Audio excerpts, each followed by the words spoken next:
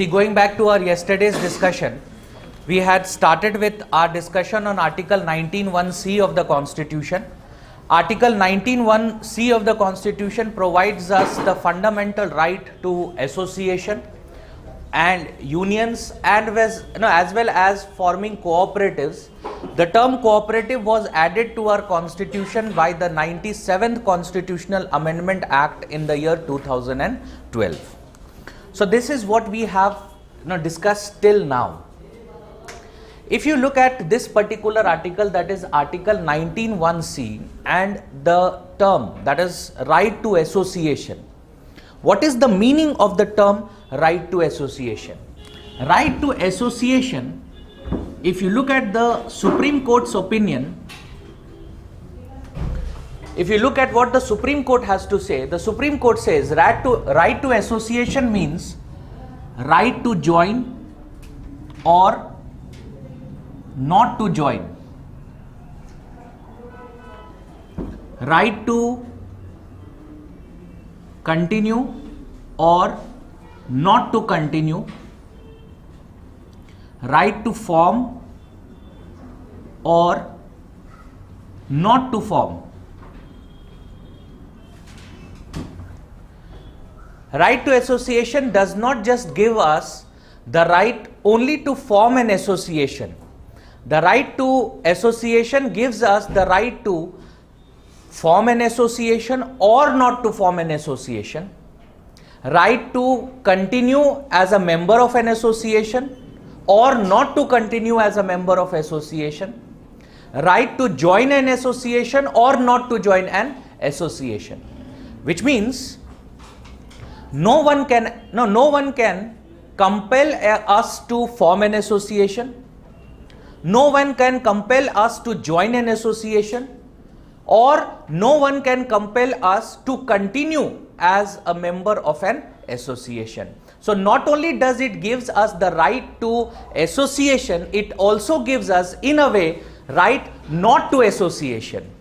Clear? Along with this, association means which kind. Now if you look at which kind of association, any association which is political, social, linguistic, cultural, economic,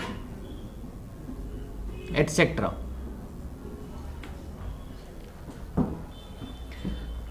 So any kind of association which can be considered to be legal. If the association is considered to be a legal association in the eyes of law, if it is a legal association, we have the right to join such an association. Clear? So when we say right to association, what is the meaning of right to association is something that you should be very aware of. It means not just the right to form an association, it also means the right to join an association and right to continue as a member of an association. It also means the right to not join an association, not form an association, or not continue as a member of an association. What is the nature of association? It can be political, it can be social, it can be literary, it can be cultural, it can be economic, etc. Any association which is legal in nature. Clear? Now, when we say the right to union, if you look at the Supreme Court's opinion here, Supreme Court's opinion is that right to form a political association. Because we have the right to form a political association, this right gives us the right to form trade unions. The right to form trade unions. Because we have the right to form a political association, or the right to join a political association, or the right to continue as a member of a political association. Hence, this, because it has a political connotation, it gives us the right to form what? It gives us the right to form a trade union. And because we have the right to form a trade union, it does not mean we have a fundamental right to strike.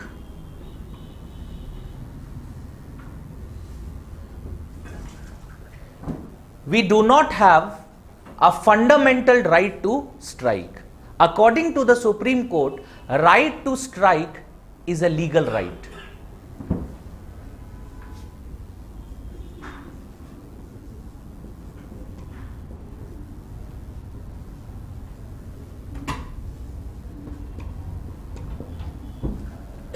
It is a legal right, not a fundamental right. Clear? Right to strike is a legal right, not a fundamental right. Further,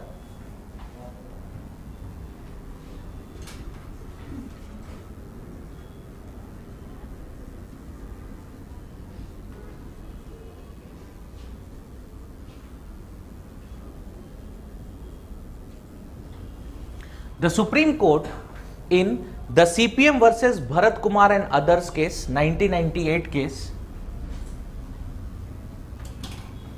the Supreme Court says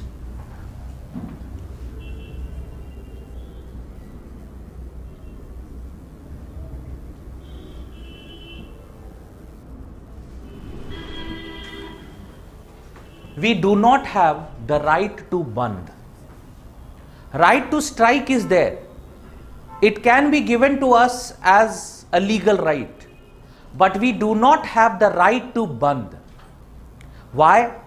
Because according to the Supreme Court, band is coercive in nature, and because it is coercive in nature,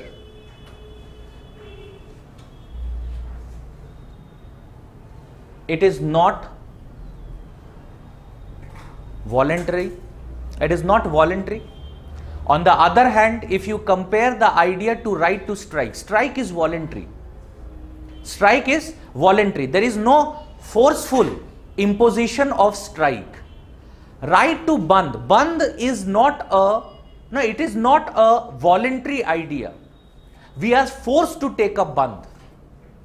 Why? And why it is not considered as a part of right to strike? Because it is not voluntary in nature. It is coercive in nature. It is because of threat. We tend to take up band. Why? Because of threat, fear. And hence whenever we talk about the idea of fear, this idea of fear, because fear is involved, we cannot say band to be legal or constitutional. Further, the Supreme Court says that band denies an individual fundamental right to earn livelihood. It denies an individual fundamental right to earn livelihood, which is a part of Article 21. That is right to life. And if you remember our yesterday's discussion, we had said right to life means what? It is right to a dignified life. And when we say a dignified life, obviously dignified life means we also have the right to earn livelihood. No one can deny us that very right. Because band is coercive, band is forceful, it is taken up through the mechanism of threat, it is denying an individual its right to earn livelihood. Because there is through threat, or through force, there is done what? There is forceful closure of various shops, various offices, etc. Which means in a way these individuals are being denied of their livelihood. Similarly, band also does what? It also denies us the fundamental right to movement. It also denies us the fundamental right to movement, which is again a part of Article 19 1D. Article 19 clause 1 subclause D. Article 19 clause 1 subclause D says what? It says that every individual, every citizen of India has the fundamental right to movement. Now we can move freely and we can move freely throughout the territory of India. But with the imposition of Bandh, with the imposition of the threat of Bandh, what is happening? What we are being denied of is the right to movement. It is also Bandh. In Bandh, what happens? There is closure of or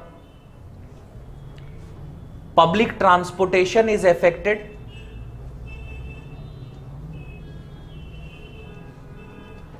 Public transportation is forcefully shut down. It's not voluntary in nature. It is forcefully shut down because of threat, because of loss of property. There is a forceful closure of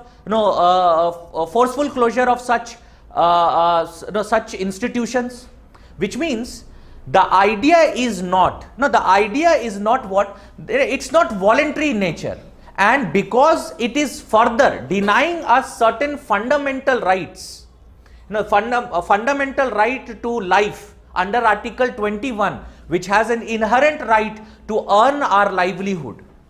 And with the imposition of Bandh, we are being denied of our fundamental right to earn livelihood. Similarly, we are also being denied what? The right to movement. We have to know, Bandh imposes this threat that you are not going to do any such thing. You are not going to move. You are not going to go out of office, go out of your house, go to your office, earn your livelihood, or do for that matter anything else. Now that is something that is forceful. It is not voluntary. Because it is not voluntary, the Supreme Court in the CPM versus Bharat Kumar and others case has declared Bandh to be unconstitutional. Further, the Supreme Court has said that any organization which calls for a Bandh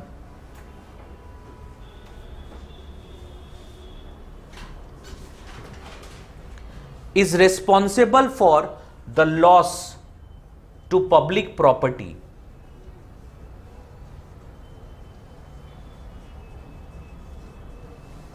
The loss to public property that takes place during the Bandh. So, you will find generally during Bandh, when public transportation or any of such thing is taken up, in that case there is loss to public property. There is loss to public property. There is wide scale vandalism that goes on. There is burning of public transportation. All these things are considered to be unconstitutional, and any individual or any organization which takes up such an activity is responsible for the loss of such public property. Any economic loss that happens, it is the responsibility of that very organization. Clear? Have you understood this idea? So, right to strike, is it a fundamental right? No. Is it a legal right? Yes. Right to strike is a legal right, because we have the right to form political associations, and with the right to form political association, an inherent right is given to us, that is right to form trade unions. And when we form trade unions, there may be, the union may take up strike, and that is something that is a constitutional idea. It is a legal idea, though it is not a fundamental right, but it is something that is legal. Why? Because strike is voluntary. Strike is voluntary. In strike, there is no forceful shutting down of shops or shut down of public transportation. That is not there. There is no coercive measure involved. It is a voluntary thing. Because it is a voluntary thing, it becomes it is something that is constitutional. What is wrong with something that is voluntary? However, Bandh is not voluntary. It is coercive. Now, it is coercive. 5th of December, if you have read of the newspapers, there are various organizations that are calling for Bandh on 5th of December. No, 5th of December, because of the recent one of the incidents that happened. They are calling for Bandh, but that is not a constitutional idea. That is not a constitutional idea. However, if there is a voluntary association of individuals who want to protest against the government's, what you can say, lack of security that is there to suppose women, or some specific measures that they want to, they want the government to take up to provide additional kind of protection to women. Now that is constitutional. There is no problem with that idea. Why? Because you are exercising your democratic right. You are exercising a democratic right. In fact, it is like a fundamental right that we exercise. That is fundamental right to association. We have fundamental right to assembly peacefully without arms. It is, it is a fundamental right. We have the right to expression, speech and expression. If you remember, speech and expression has been also, Supreme Court says, it includes all that. The right to hold a silent march, it is a part of our fundamental right. The right to uphold banners, the right to, all these, it is considered to be a part of our expression. So if you want to exercise a political right, there is nothing wrong with it. There is nothing wrong with it. The problem is when you take up forceful or coercive measures like imposition of a bandh. When we talk about various groups, like you must have heard about in 2019 itself, early part of 2019, there was in the state of Maharashtra, there was a bandh because of this demand for reservation. That was also the case going back 3 to 4 years in Delhi, when there was a Jat reservation agitation that was taken up. In that case, there was forceful closure of shops, forceful closure of public transportation. Hence, that becomes unconstitutional. Clear? Now, do civil servants enjoy such political rights? Civil servants, do they enjoy some such political rights? No. Why? So can civil servants, like we said, there is a legal right to strike. Do civil servants enjoy this right? Or if we talk about the legal right or fundamental right to association, do civil servants enjoy this right? Yes? To a certain extent. Which extent? See, it is not allowed in India. If you look at political associations, civil servants do not have the right to form political associations. Civil servants do have the right to form associations, but such associations are regulated by a law made by the parliament. No, such associations that are there, they are regulated by a law made by the parliament.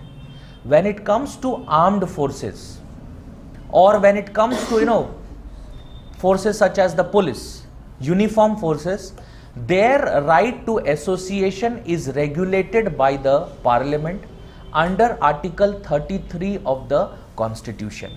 Their right to association is regulated by the parliament. In fact, when we talk about the right to strike, do civil servants enjoy the right to strike? No. The civil servants do not enjoy the right to strike.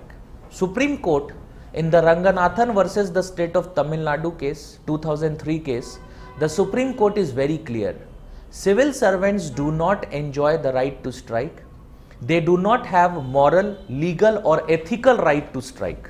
Neither do they have the moral right to strike, nor do they have the legal right to strike. Why they do not have the legal right to strike? Because if you look at the code of conduct that is there for civil servants, the code of conduct for civil servants explicitly mentions that they do not enjoy any such rights. They do not enjoy any such rights. So they do not have the legal right to association and the legal right to strike, and they do not even have the ethical right to strike. So according to the Supreme Court, moral, legal or ethical right to strike is not given to the civil servants. The Supreme Court is of the opinion that if the civil servants want or they have some grievances against the government, so they should enjoy the legal measures or legal mechanisms to get their grievances resolved, but they do not have the right to strike. When it comes to right to association, in fact political rights, all the political rights of a civil servant are very restricted.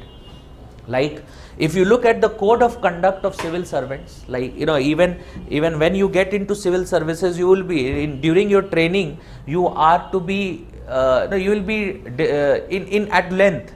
There would be a training that would be given on code of conduct, to follow code of conduct, that what are the things that you can do and what are the things that you cannot.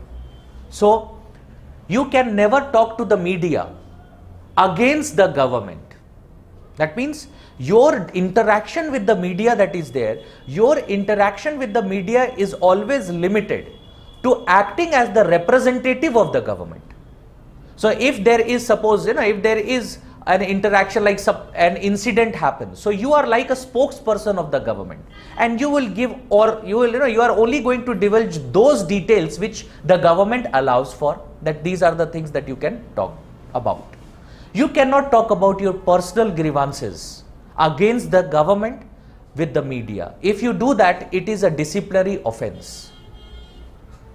You do not have the right to any kind of political association. You cannot, because in India, or for that matter, if you look at world over, there is a practice, or there is a very important value that every civil servant or civil services of various countries have. It is called as value of neutrality.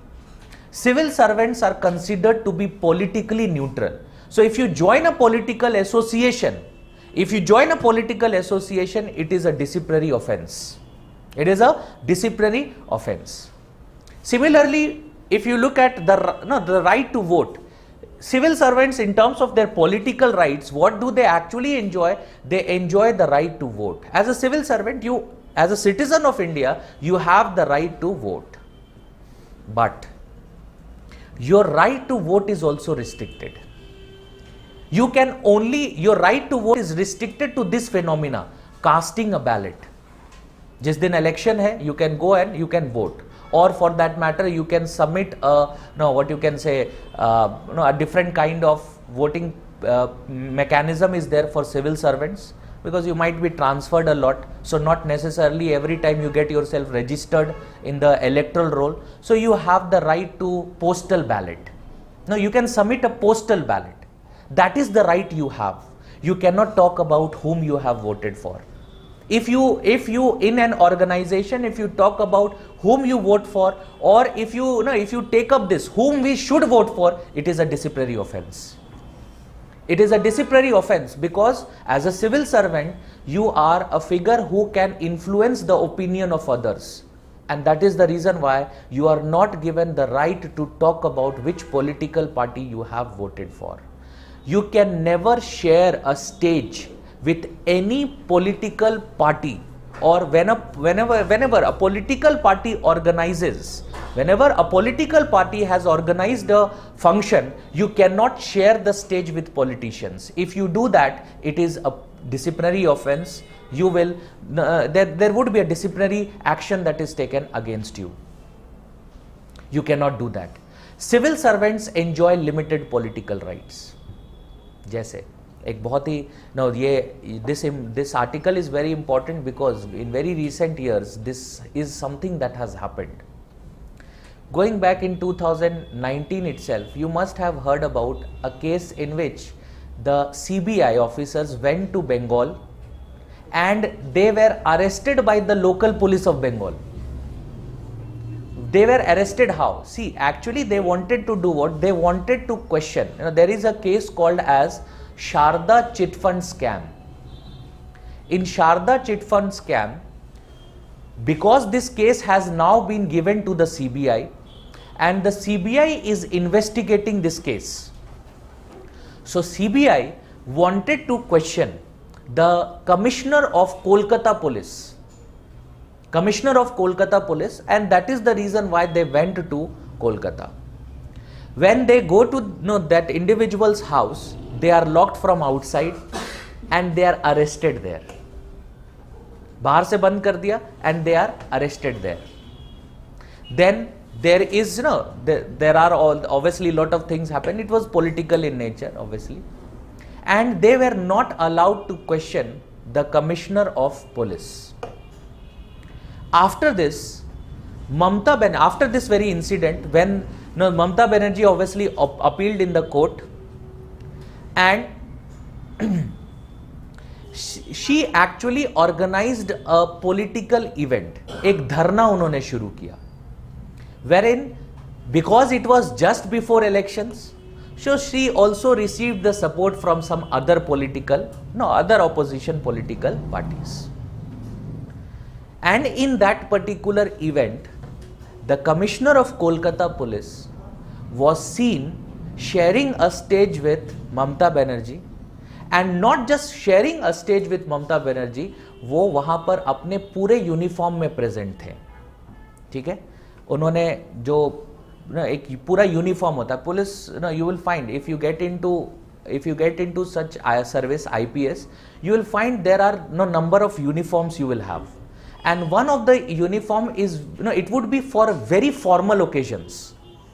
Now, it would not be for all occasions, it would be for very formal occasions, like in case of suppose celebrating such events like 26th January, 15th of August, or some police day or something like that.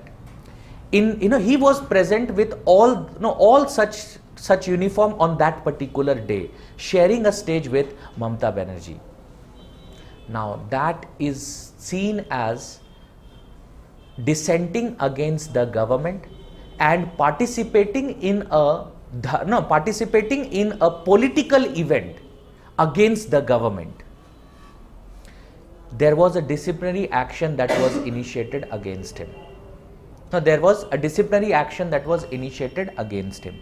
Initially, he was first the Supreme Court's decision was that he should though he should not be questioned, he should not be arrested. Supreme Court said he should not be arrested, but he should be present for questioning. He should be present for questioning. And accordingly, the CBI office that is there in Guwahati, he was given directions that whenever the CBI calls him for questioning, he should be present in the Guwahati office. He went there once, twice. After that, from that day onwards, the third call that was there, he was not present. And since then he is absconding. It is a disciplinary offence. When you take up any such action against the government, you are exercising your political right. That as a civil servant, you do not have such rights. Your code of conduct explicitly says you cannot support any political party, you cannot canvass for any individual contesting elections, you cannot canvass for a political party, you cannot share stage with political events. Yes, if there is an state event, official event, then that is absolutely right. You have to. It is again, if you are not there, that is a disciplinary offence then. So you have to be there. Like if you get into IAS or IPS or any such services, you will find that if you are posted in the district, you are given an office in the district. Any district level, even if it is a political organization, like the chief minister visiting, and when the chief minister visiting, he is inaugurating suppose a particular project or something like that, you have to be present there. But if you are present in any political events that are organized not by the state but by the political party, it becomes a disciplinary offence, and that is what he did. So right now, if you look at as it is Sharda chit fund scam, he is considered that how can it be that in Sharda chit fund scam that is going on, there is an organization that has been working there for almost 10 years, 10-15 years. they have been collecting money, and they collect somewhere around 45,000 crores or something like that, and they are able to escape without the notice or without the commissioner of police knowing anything about it, when there are some politicians involved. So CBI wanted to question him on this issue, but he started protesting against the government, which is not the right of any civil servant. In fact, you must have heard about also a case in which, in Delhi itself, Arvind Kejriwal and the Arvind Kejriwal one, there was an incident that was that was reported in the newspapers, wherein the Chief Secretary of Delhi, he was called in a meeting by the Chief Minister. When he went to the meeting, he was there manhandled by the MLAs of Aam Aadmi Party. He was manhandled by the MLAs of Aam Aadmi Party. So what he did was, after coming from the meeting, he directly went to a hospital, wherein he got his medical confirmed that yes, he has been manhandled, and registered an FIR. After that, the IAS association that is there is a cadre called as Ajmut cadre. Ajmut cadre is there, wherein you will see in the last UT stands for Union Territories. So there is a different cadre for certain states, Goa, etc., etc. So all the IAS of that particular cadre serving in Delhi, they went on a leave for the next 7 days. See, they did not strike, because that is a disciplinary offence. You cannot do that. It is a disciplinary offence. But what they did was, they went on a leave. They went on a leave, which is obviously legal. You cannot deny an individual of leave. So all of them went on a leave. Finally, by the 7th day, it was leave is like a strike. And on the 7th day, Arvind Kejriwal, he himself, the Chief Minister himself, had to apologize to the IAS association, being present there. And when he did that, only then they came back to the office. So whenever we talk about any kind of political rights, civil servants enjoy no political right except for the right to cast your ballot. That is what you can do. When I am not saying right to vote, because right to vote is a very large term. No, it includes number of other things as well. So you do not have the right to vote. You only have the right to cast your ballot. That is the right that you have. Now that is the right that you have as a civil servant. Clear? So when we talk about right to associations, this fundamental right, when it comes to civil servants, it is limited, it is restricted, because it is regulated by the parliament. And when it comes to political association or political rights which are given to other citizens under Article 19(1)(c) of the Constitution, that right is not extended to the civil servants. They cannot form political associations. If you look at the nature of Article 19(1)(c), what is Article 19(1)(c)? The right to forming association. It is mandatory. It is something that is indispensable for a multi-party democratic system. It is indispensable for a multi-party democratic system. And Article 19(1)(c), the existence of Article 19(1)(c) allows for, in India, existence of a multi-party democratic system. If you remember, I have also talked about this very idea in 19(1)(a), when I said right to freedom of speech and expression also includes the right to political dissent. And what did I say? It is the basis of existence of a multi-party democratic system in India. Similarly, if you look at Article 19(1)(c), that similar provision, that similar idea can also be extended to Article 19(1)(c), because when we have the right to political association, in that case, I can continue as a member of a political association, or I can form a political association of my own. I can join a political association, or I can form a political association, or I can continue as a member of a political association. So if as a member of a political party or as a citizen, if I feel at any given point of time that the ideologies of a political party does not suit me, in that case I can leave that political association, or for that matter, if I have some new political ideologies, I can form a political party of my own and then continue as a member, or ensure that that political party comes into power or something like that. So it is also something that is indispensable to existence of a multi-party democratic system. वापस जाओ. When I was introducing Article 19, what did I say? It is a set of 6 democratic rights. What did I say? Article 19 gives us some democratic rights. Why did we call it as democratic rights? Now are you getting why we call it as democratic rights? Article 19(1)(a. Without that, we cannot have a well-functioning democracy. Similarly, Article 19(1)(b, it is a complementary right to Article 19(1)(a).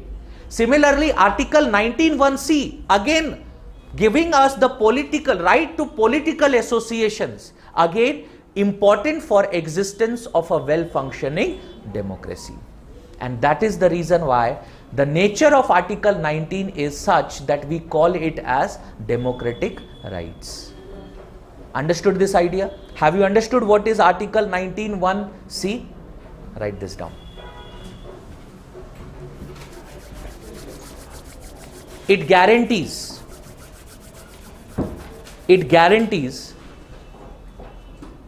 right to form associations, to all citizens. According to the Supreme Court,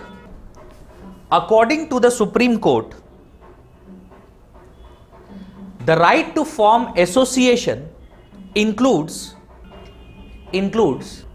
the right to form or not to form,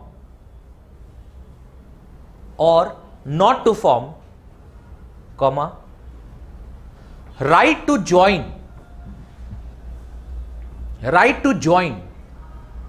or not to join, right to continue or not to continue with an association. It includes the right to form any kind of association, that is political, social, economic, cultural and literary organization.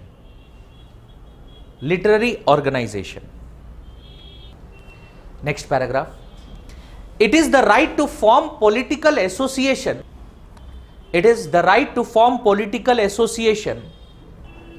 That gives rise to right to form trade unions, which according to the Supreme Court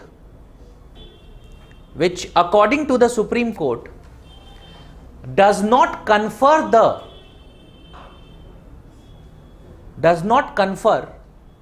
the fundamental right to strike. However, a right to strike is a legal right. The Supreme Court in the CPM versus Bharat Kumar and others,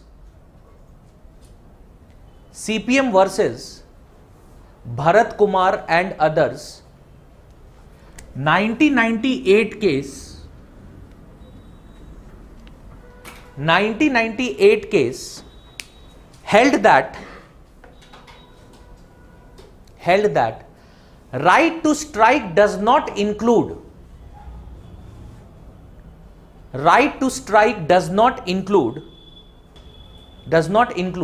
the right to call for a bandh.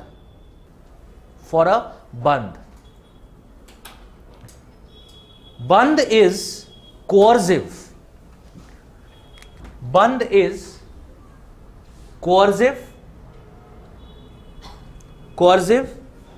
And it imposes psychological fear in the general public.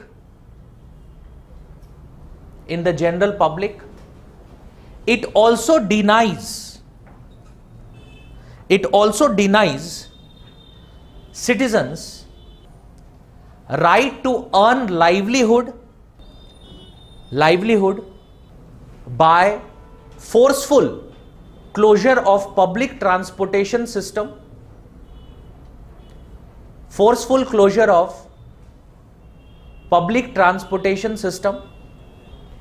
therefore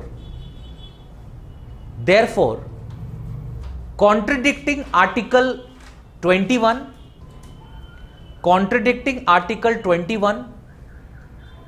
that is right to life, and Article 19(1)(d), that is right to freedom of movement.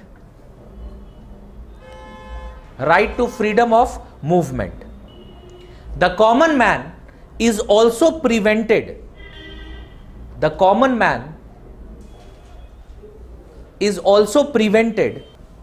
to express his opinion openly against the bandh.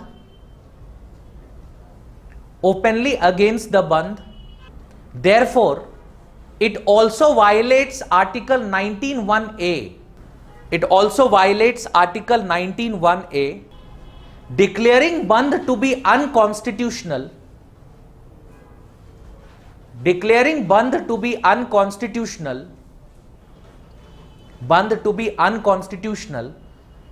The Supreme Court also held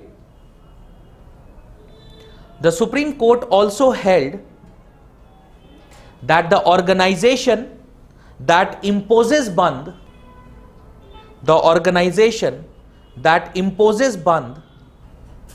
shall be held responsible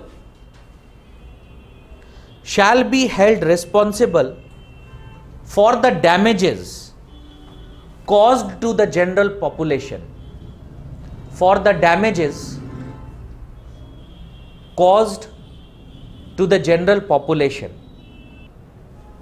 Next paragraph. The Supreme Court in the Ranganathan versus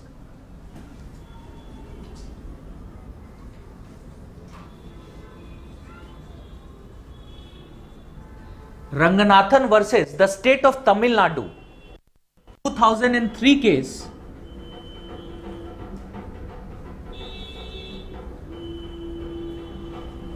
held that civil servants do not enjoy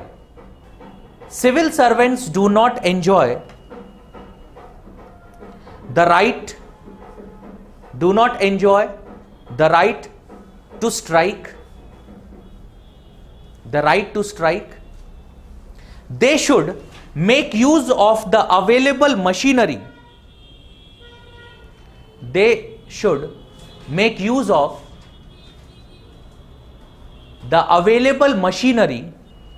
To get their grievances redressed.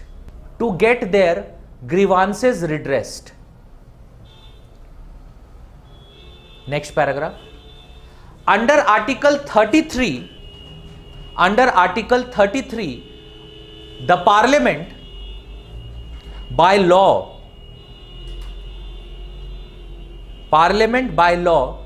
may restrict the availability of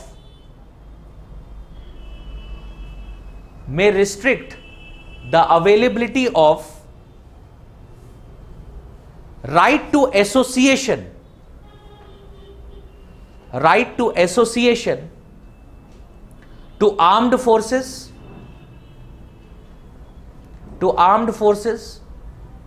and paramilitary forces, comma, the state police in the interest of maintaining security,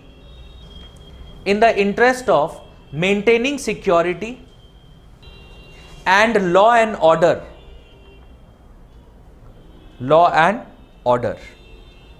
Clear? So Parliament may by law do this, and accordingly the Parliament has prohibited when it comes to security forces, whether it is military or paramilitary, or for that matter the state police, they cannot come up with associations. And you will find that even when it comes to the other civil servants that are there, their right to association is regulated by the concerned legislature. Like, you can, as a civil servant, you cannot join any organization which is political in nature. As a civil servant, you cannot join any organization wherein there are non-civil servants as members. All these conditions have been laid down. Clear? Absolutely clear? Next, Article 19(1)(d). Article 19(1)(d). It guarantees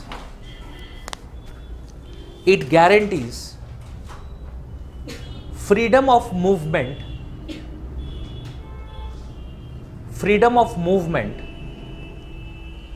throughout the territory of India.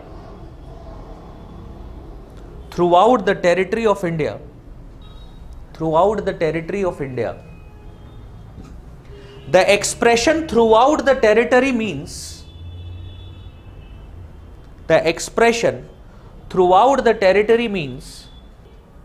no part of India shall remain inaccessible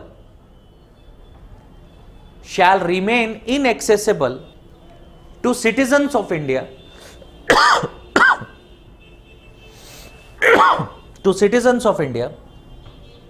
Further, it also means the right to move whenever, wherever and however.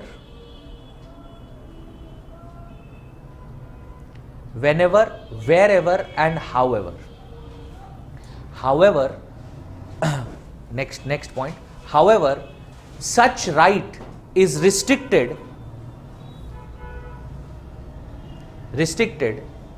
by the state on the grounds of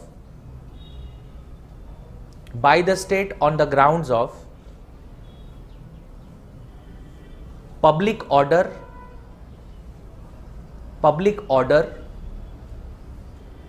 morality and decency.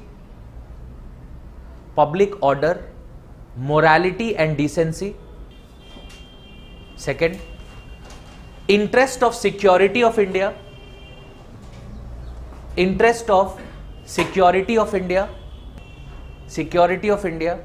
and in the interest of scheduled tribes.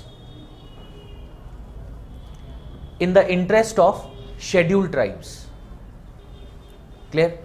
Can you give me an example of such a prohibition? Arunachal Pradesh, Meghalaya, no, Meghalaya में कोई restriction नहीं. नागालैंड, हाँ, क्या है वहाँ पर? What kind of restrictions have been imposed? No, have we imposed there? Manipur में नहीं है. Yes, inner line permit, exactly.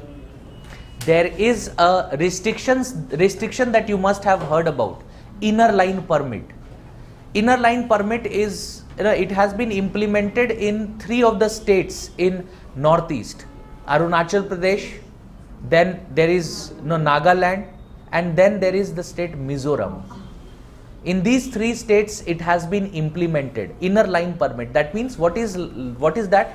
It is like a visa that you require to visit those areas. So as soon as you enter that particular state, you will find that there are checkpoints that have been imposed, and in those checkpoints, first of all, you have to prove relevant documents that you are Indians. If you are not, you might not be given the access to such areas. If you prove you are Indians, you produce the relevant documents. In that case, then you are given that visa. You have to beforehand disclose what are the places that you visit, what is the time that you stay. All these things are disclosed beforehand. Inner line permit. That is one of the examples. Like that is for like interest of security of India as well as interest of scheduled tribes. Now, morality, decency and public order. Can you give me an example of this?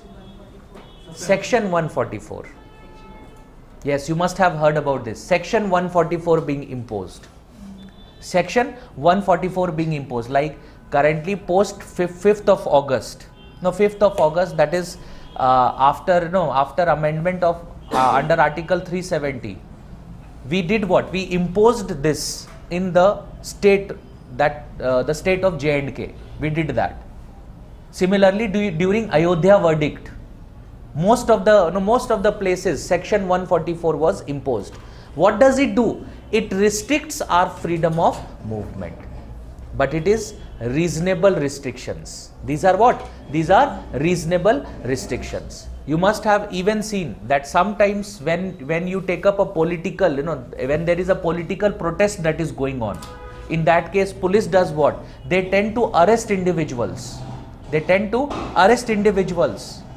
Why? Public order. In maintenance of public order. That is something that is absolutely legal, and such organizations can take up or do certain things. So they will do what? They would arrest you. Like very recently in 2019 itself, going back to the early part of 2019, there was a farmer protest that was organized in Delhi.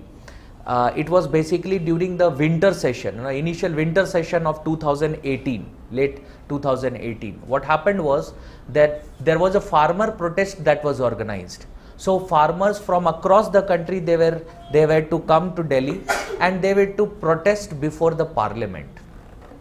So they were stopped at the borders of Delhi itself. Borders pe hi rok diya humne. We did not allow them to come. After some political negotiations, some of them were allowed to come in Delhi. Not all of them. Some of them, there were some group of representatives that were allowed to come, and there was a meeting that was organized. But movement, freedom of movement was restricted. Why? Again, public order.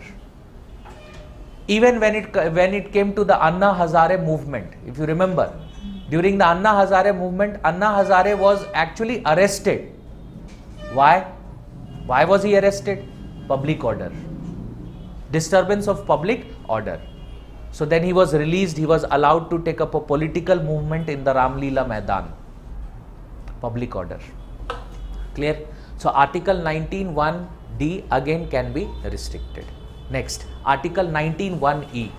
Do not confuse this idea. Dekho, I have seen lot of individuals giving example of, but now it is not relevant, but I have seen previously they were giving examples of the state of J&K. That is absolutely wrong, because in state of J&K you have the fundamental right to freedom of movement. That is not restricted. Okay? But it can be restricted on these grounds. Like in border areas, you cannot start going to border areas and say, "Dekho, I have fundamental rights, so I can visit these areas." Nahi, it can be restricted. Okay? Article 19(1)(e). It guarantees freedom of residence and settlement. Freedom of residence and settlement. What is the meaning, or what is the difference between residence and settlement? Yes, residence is temporary, settlement is permanent. Clear? even Article 19(1)(e) was, no, if you give an example of the state of J&K, it is only previously because of 35A of the Constitution, Article 35A of the Constitution, which prohibited, citizens from, acquiring land or buying property. That is the reason why our freedom of what? Not residence, freedom of settlement was denied. Freedom of residence was always there. You can reside in any part of state of J&K previously. You could reside, but it was only temporary. Settlement is a permanent idea.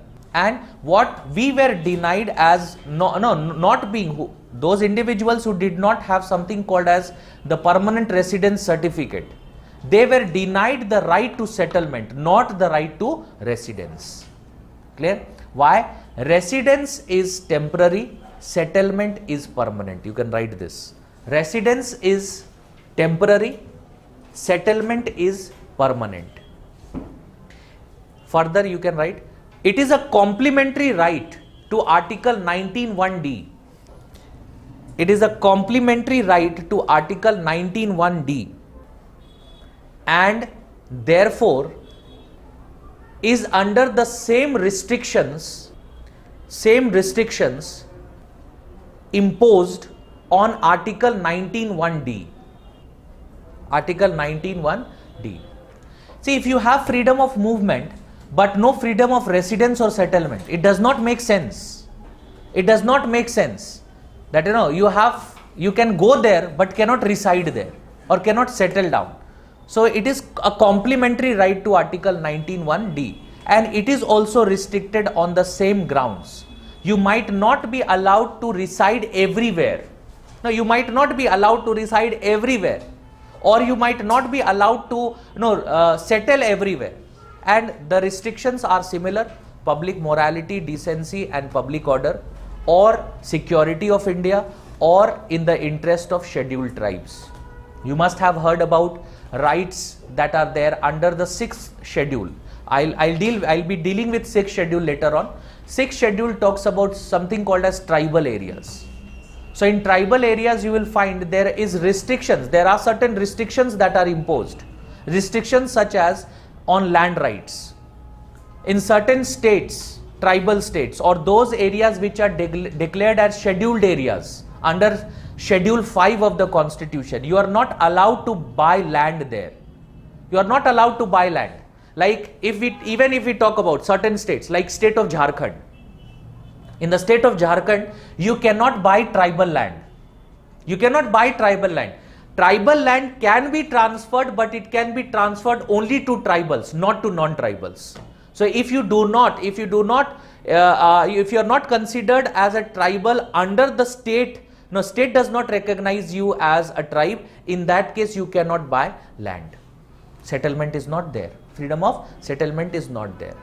Clear? So freedom of residence, settlement again are under the same restrictions that are there under Article 19(1)(d). Next, Article 19(1)(g).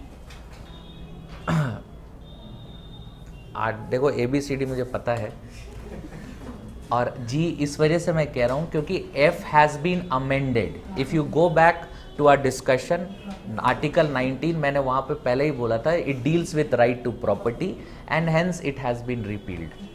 ठीक है? So I know ABCD. Article 19(1)(g). It guarantees to the citizens the right to choose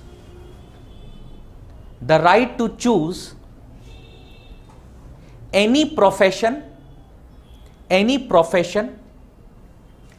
occupation, trade and business. However, the state can prescribe qualifications.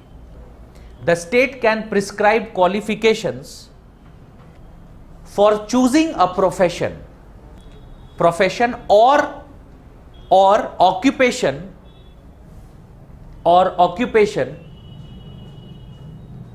in the form of educational qualifications,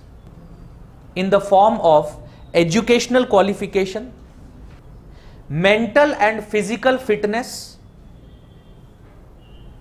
mental and physical fitness, loyalty to the state, loyalty to the state, etc. Next paragraph.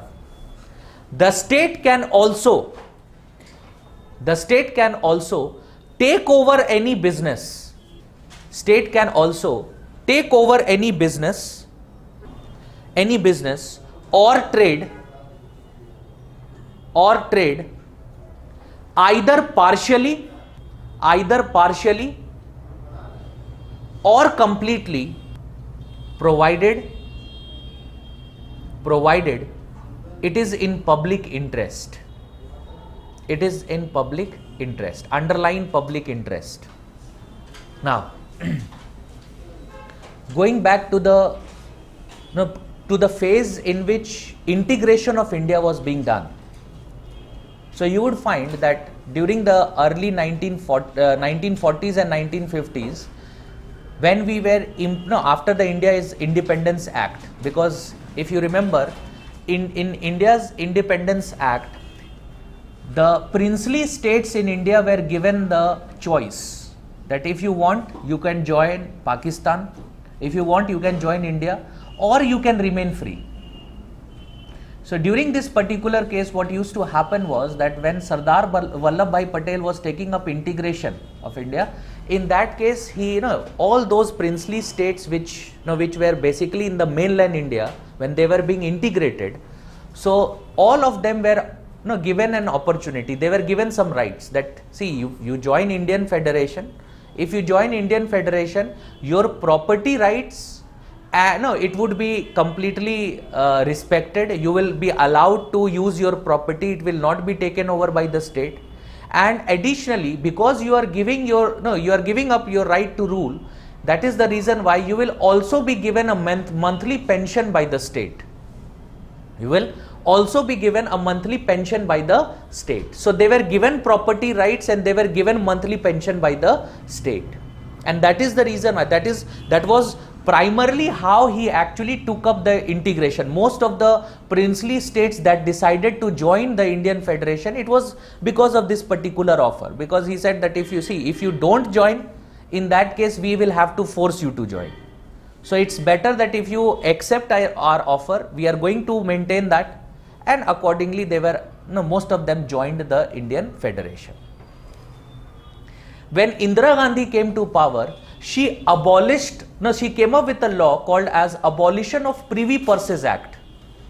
What was that Privy Purses Act? Privy Purses Act basically was the same idea of pension that the state was giving to such princely, such princes, etc., such kings, etc. They were, it was abolished by Indira Gandhi. Privy purses. Similarly, you must have heard about 1960s. Indira Gandhi nationalized various banks. Bank nationalization was taken up. You must have heard about it.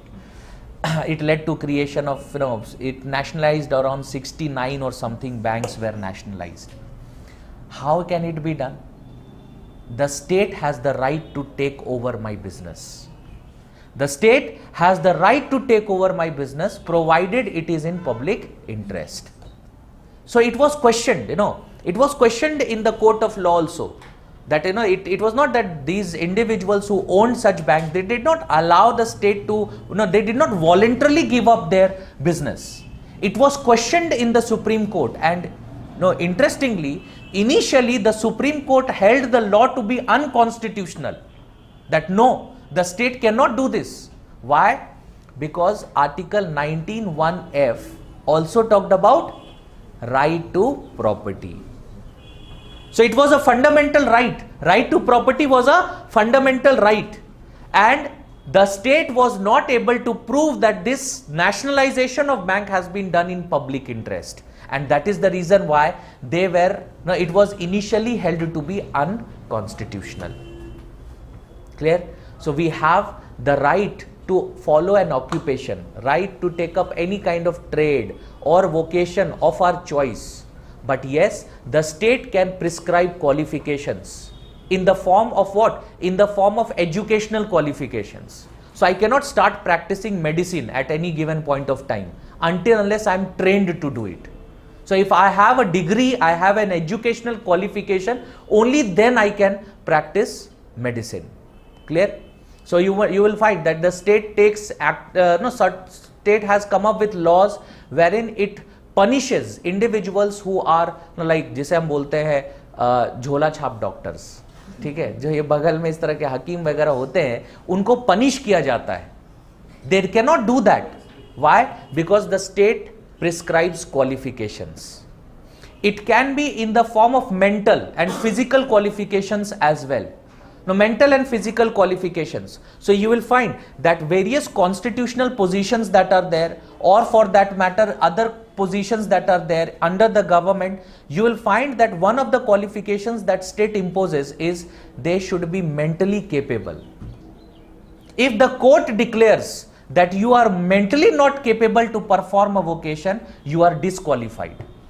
Even you cannot contest elections if you are mentally, if a competent court declares that you are, you do not have the mental capacity to perform such a job, you become incompetent.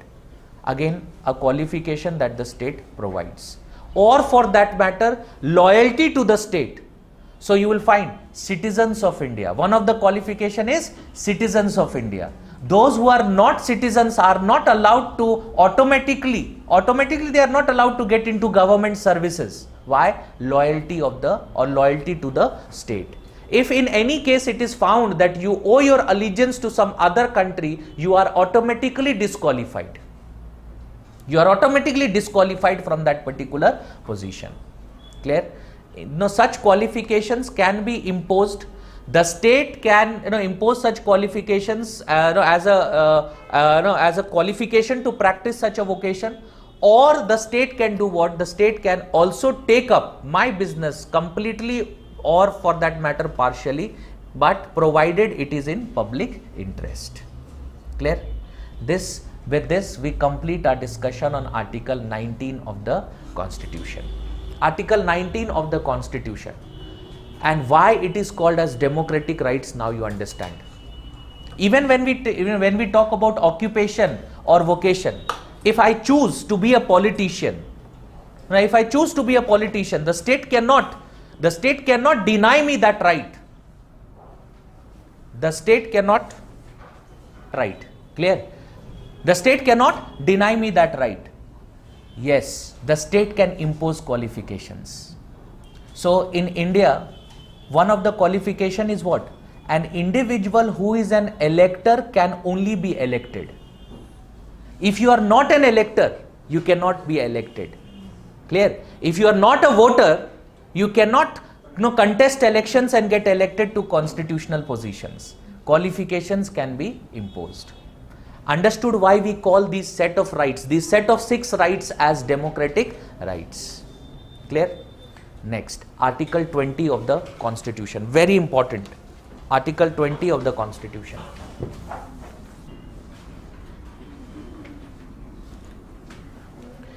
See, what is Article 20? Article 20, if you look at the heading of Article 20, the title, it says protection in respect of conviction of offences.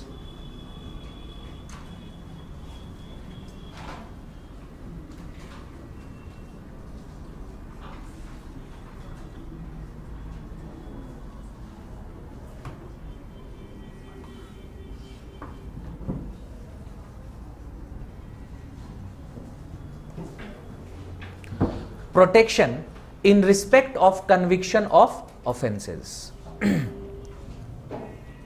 Clear? Now, go back to our discussion on suspension of fundamental rights. What was Article 359?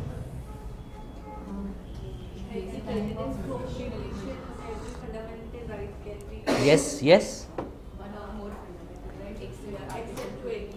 Except Article 20 and 21.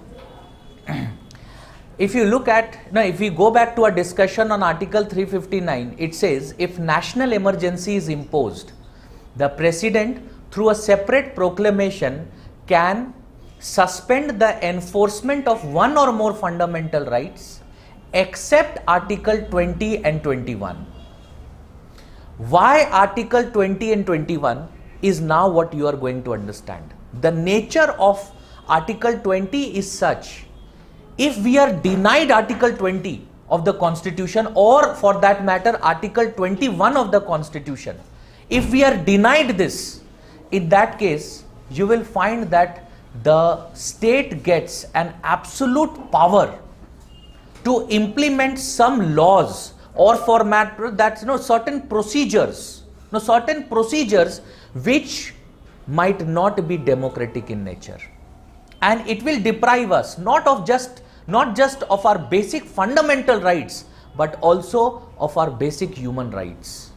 And that is the reason why Article 359 of the Constitution prohibits, in any case, Article 20 and Article 21 of the Constitution cannot be denied to us.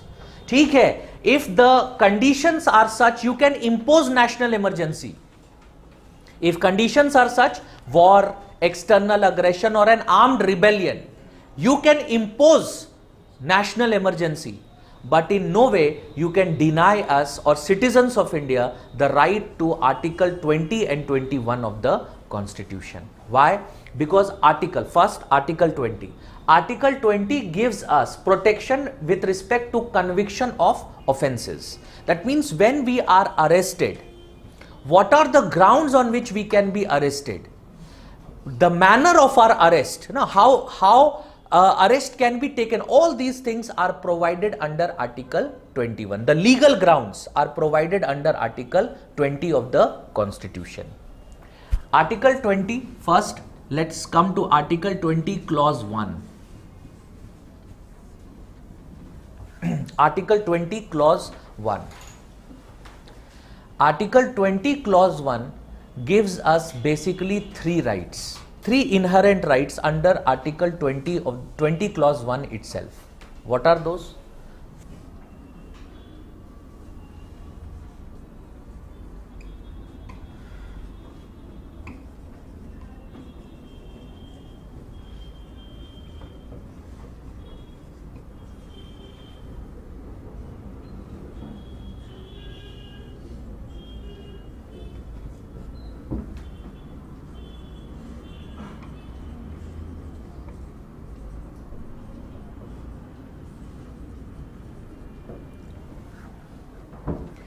Any individual cannot be arrested or detained except if he has or she has breached a law which is in force at the time of the act.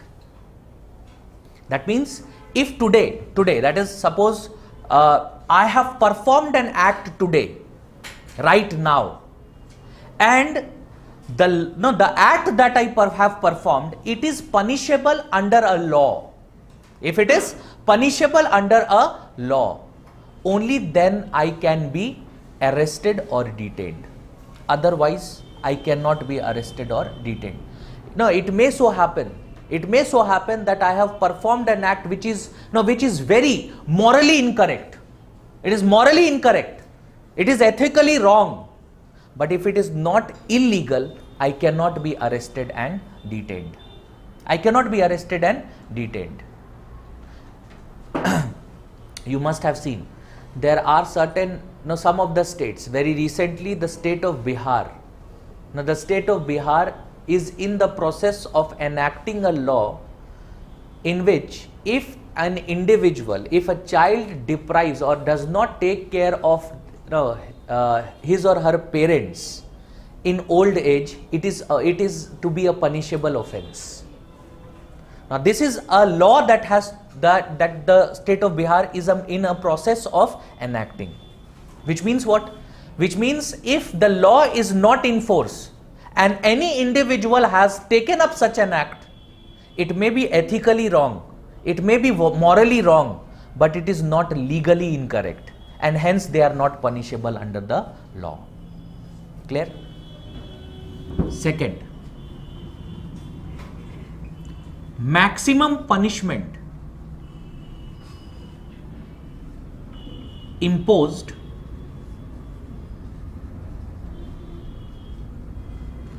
maximum punishment imposed can be what is prescribed.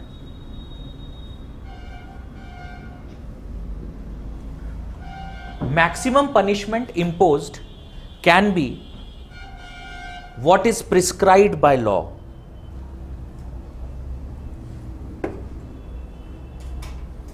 What is prescribed by law. So if the law says 5 years, so if maximum, judiciary would do what? If I have been convicted of an offence for which the law says maximum punishment is 5 years, I cannot be punished more than that. If it says maximum fine of this much, so I cannot be charged a fine which exceeds that amount. So in body, if you remember, rule of law said what? An individual can be punished in body or goods. No, he can be punished in body or goods only for the breach of a law, and such a breach has to be established in an ordinary court of law. So if it is established in an ordinary court of law that I have performed or I have breached a law, I have violated a law, in that case it is absolutely fine. It is absolutely fine, but my punishment can be maximum punishment that can be imposed is what is being prescribed by the law. Best example इसका Nirbhaya case के बारे में आपने सुना होगा. In Nirbhaya case, there was one individual who was a juvenile. Now, who was a juvenile, and if you know the Juvenile Act or the law at that particular moment that was there, it said what? It said that a juvenile, any individual who is underage, that is not under the age of, not over the age of 18 years, if the individual is, even if the individual is convicted of an offence, maximum punishment that he can be given is 3 years of detention. It is 3 years of detention. So what happened? He was not 18, he did not achieve the age of 18 years. He was 3 or 4 months short of achieving the age of 18 years. 3 or 4 months. But he served a maximum detention of 3 years. Despite the fact that when he was about to be released, the parents of the individual, the victim, they went to the President of India. They went to the President, they met the President of India, they met the Prime Minister of India, they met the Home Minister of India, and the appeal was that the individual should be hanged. But the court of law could not do that. The court of law could not do that. Why? Because the maximum punishment that was imposed by law is 3 years. So in the very same year when he was actually set free, that is 2015, we amended the Juvenile Justice Act and we decreased the age from 18 to 16 years. Today, juvenile is not an individual who has not achieved the age of 18 years. He may be considered as he may be tried as an adult. He is tried as an adult if he has achieved the age of 16 years. हमने legal definition change कर दिया. Juvenile Justice Act legal definition has been changed by coming out with a new law. But we did not punish that individual. Why? Because the maximum punishment, the time that he had, when he had actually committed the crime, the maximum punishment that was imposed by the law was 3 years. So he cannot be punished in either body or goods. For the crime, or the maximum punishment would be what has been prescribed by the law when he has actually committed that particular crime. Clear? Third, the Parliament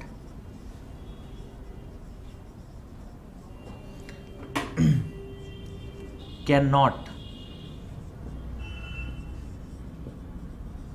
give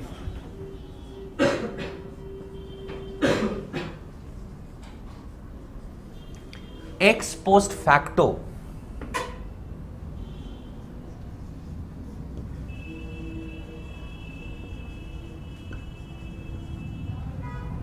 ex post facto effect or implementation to a criminal legislation.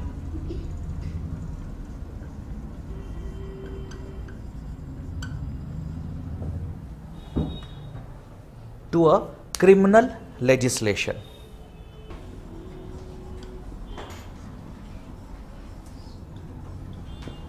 Or retrospective effect.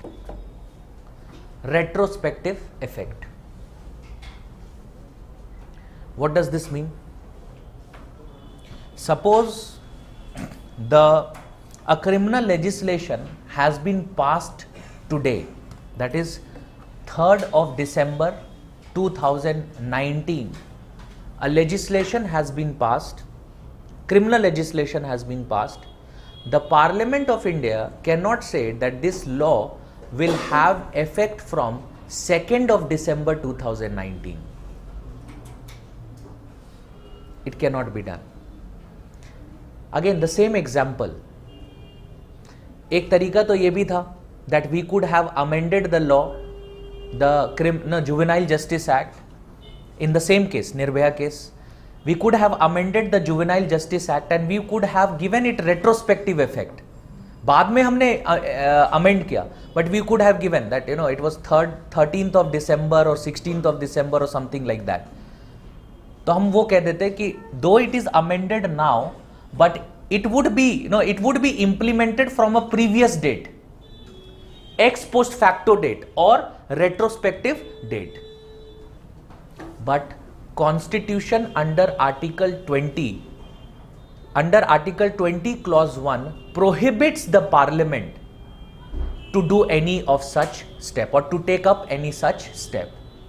So if we have passed a criminal legislation and the criminal legislation is to be implemented, it can be implemented only after the Parliament has passed the law. The Parliament cannot pass the law and give it retrospective date, that though we have passed the law on 3rd of December 2019, but it would be implemented from 3rd of December 2016. Cannot be done. Cannot be done. Clear? So no retrospective effect, and that is the reason, again, one of the reasons why he escaped and why he was not punished with that. बाकी अगर आप बाकियों को देखोगे, their appeal is in Supreme Court, and the Supreme Court is very likely to pronounce death sentence, because there is no doubt that it was what you can say, it was rare of the rarest cases. If you remember, capital punishment हमने पहले भी बोला है, rare of the rarest cases. So there was no doubt that it was rare of the rarest cases, and hence the Supreme Court is also likely to accept it, and accordingly the Supreme Court is going to pronounce death sentence. But all the other individuals who were involved, they were given death sentence, but the individual escaped because he was 2 or 3 months shy of turning 18, and he was released. He is released, he has been released, and he has served his whatever his sentence was, 3 years of detention. That is something that he has already served. Why could not the President of India, why could not the Parliament of India do anything then? Because the Parliament of India, even if they amend or they enact a new criminal legislation, they cannot give it retrospective effect. Clear? So Article 20 clause 1 says what? Article 20 clause 1 says 3 ideas, or it gives us 3 kinds of rights against any kind of conviction of offences. First, I can be convicted of an offence if it is convicted, or if it is if I have breached the law. If there is no law, which means I have not breached any law, even if the act is morally incorrect, but if it is legally not incorrect, I cannot be punished for it. Maximum punishment that can be given, or that I can or I have to serve or I have to pay a fine of, is what has been prescribed by the law. what has been prescribed by the law. And finally, any criminal legislation passed by the parliament cannot be given retrospective effect. This is Article 20, Clause 1. Clear? Absolutely clear? Next, Article 20. See, this is only for criminal, underline criminal legislation here. Underline criminal legislation. Which means it is only for criminal legislation. Civil legislation, any civil legislation that is there, civil legislations can be given retrospective effect. Civil legislations can be given retrospective effect. 2008-9 में, I think it was 5th Pay Commission. 5th Pay Commission submitted its report. 5th और 6th Pay Commission. It submitted its report. उनके report को parliament में present किया गया. It was passed and it was given retrospective effect. That means the new revised salaries that were there, it was implemented from 1st of January 2006. देखो 2009 में law पास होता है, 2006 में इंप्लीमेंट किया जाता है. Since 2006 it was implemented, and those individuals who were part of central government, they were given revised salaries. Arrear की तरह जो पिछले 3 साल का एरियर था वो उन्हें दिया गया. Civil legislations can be given retrospective effect. Criminal legislations cannot. Clear? So remember, it is not all legislation. If the statement says Parliament of India can pass any legislation, and if any legislation cannot be given retrospective effect, the statement is wrong. Only criminal legislations cannot be given retrospective effect. Clear? Next, Article 20, Clause 2. Article, yes. Yes, preventive detention is also there.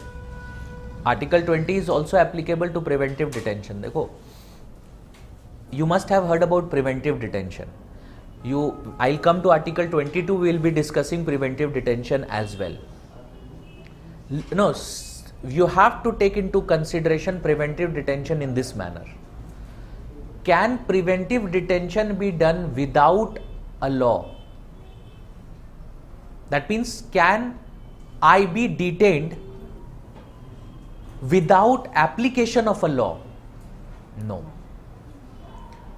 No, in this class itself, someone asked me about preventive detention law in the state of J&K, Public Safety Act or something like that. Public Safety Act.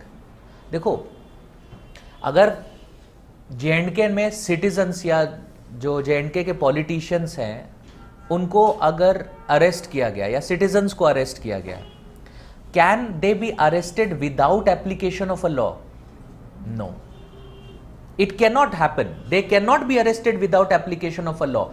Preventive detention has also been, preventive detention also has to be legal. So once preventive detention is done, it does not mean that now anything, the state can take up anything. No.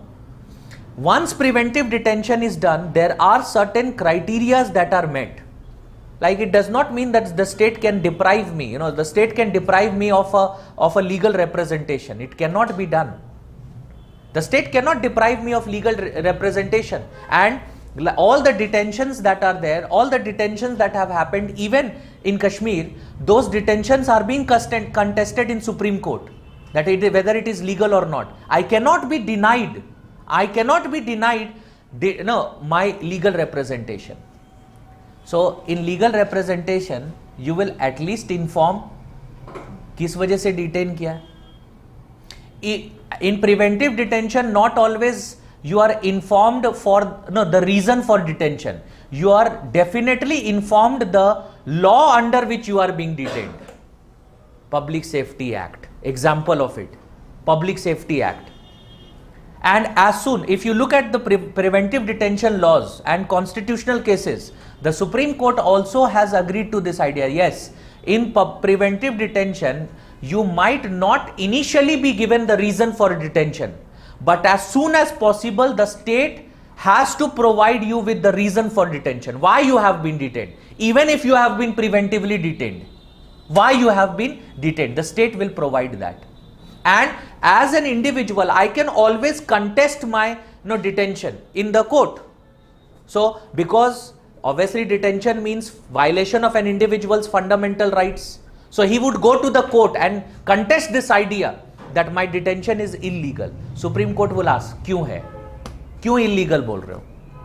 So both the sides will they would talk about this. So the prosecution would just give that, see, this is the law. The law says preventive detention is allowed, and hence we have preventively detained him. So the Supreme Court would ask defense, आप क्यों कह रहे हो कि it is illegal? What are the grounds in which you are considering the detention to be illegal? So they would contest this idea. So it does not mean I have been denied representation or something like that. Yes, there are some rights that are there in general detention which is not given in preventive detention. But I cannot, even in preventive detention, I cannot be detained without the authority of a law. Without the authority of a law, saying that, and for any reason, no. Always under a law, with the authority of the law, never without the authority of law. Clear? So you can see it is applicable. It is applicable. Breach of a law, which means there is a law in force and that law has been applied. Preventive detention will also prescribe for some kind of what you can say, some kind of sentence with respect to how it is implemented, like what is the maximum period in which it can be applied. If it has to be applied, what are the conditions that are to be satisfied, whether it has been satisfied or not. This is also there. And preventive detention laws also cannot be given retrospective effect. Clear? Clear? So Article 20 Clause 1, very important. Now you can see the nature of why Article 20 cannot be denied to us in national emergency, even during national emergency. If Article 20 is denied, there is absolutely no restrictions on the arbitrariness of how the state implements the law. तो national emergency के time पे तो फिर ये भी हो सकता है, अगर आर्टिकल 20 को आप सस्पेंड कर दे रहे हो, if you suspend the enforcement of article 20, what will happen? You come up with, the parliament comes up with a law and gives it retrospective effect. अब इसमें तो retrospective effect, you can understand that will be an arbitrary implementation of law. जब मुझे पता ही नहीं है that this is an offence, and if I have done it and then I am being punished for it, that is completely arbitrary in nature. That is completely arbitrary in nature. So when we apply Article 20, because we have the protection given to us under Article 20 of the Constitution, there is absolutely no scope for arbitrary implementation of criminal laws. No scope for arbitrary implementation. Yes, I will be punished if I have breached the law. No arbitrary implementation. And you can see what happened during emergency. The fundamental rights were suspended. Article 20 of the Constitution was suspended, and that is the reason why you will find that there किसी को भी पकड़ के jail में डाल दिया without proper reason, all these things that happened there. It was only post the implementation or post emergency that we understood there was need to amend it, and Article 359 of the Constitution was amended to add that enforcement of fundamental rights can be suspended, but not the enforcement of Article 20 and 21. The nature is such. Otherwise, it becomes very arbitrary. The state has lot of arbitrary powers then. Clear? Next, Article 20, Clause 2. No person shall be prosecuted or punished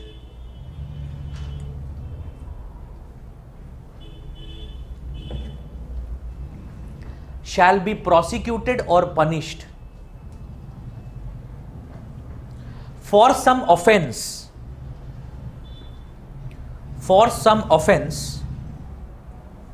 more than once.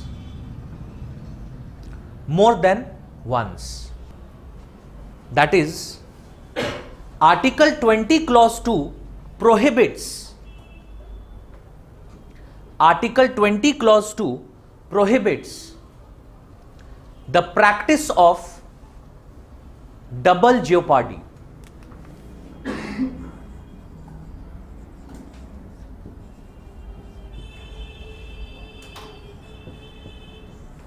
The practice of double jeopardy. However, this rule applies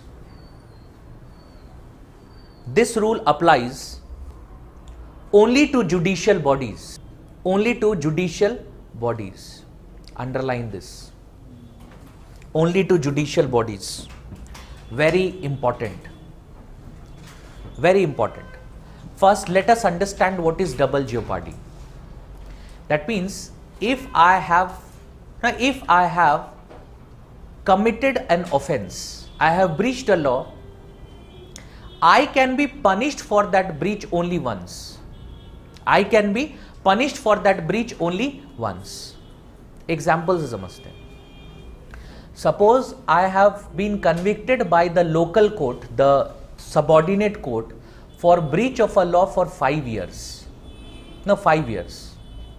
And once I have served 5 years, suppose I have served 5 years, the high court cannot say, no, not 5 years, it should be, it's the same offence, it should be for 15 years. The court cannot do that.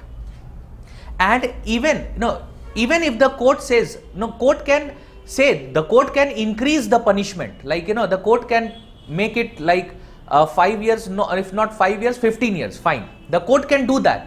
But that 5 years will be counted in that 15 years. समझ रहे हो?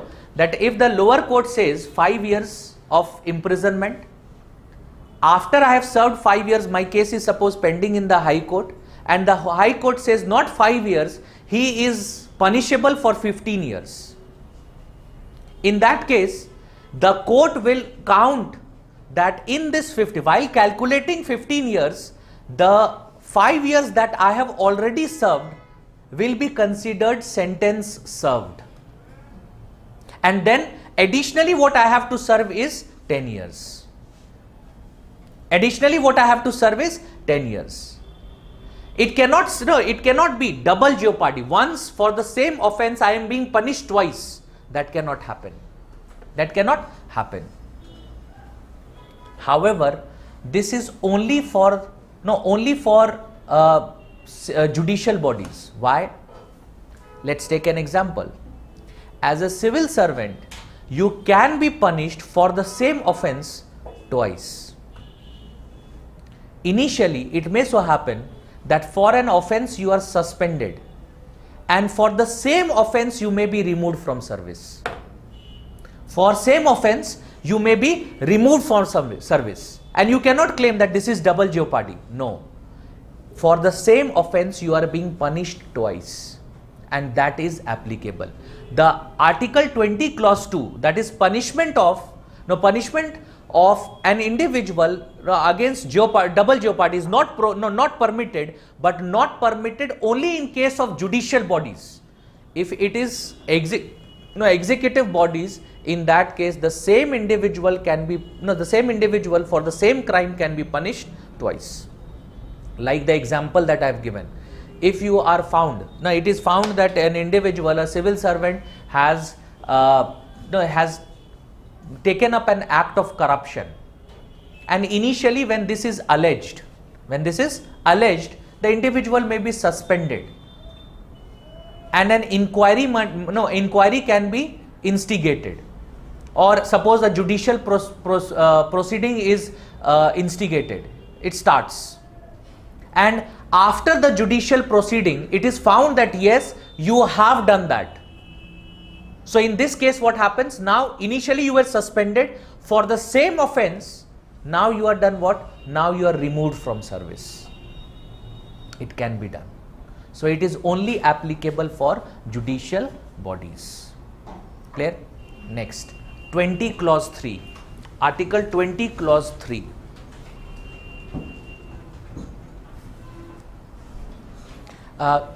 One more thing.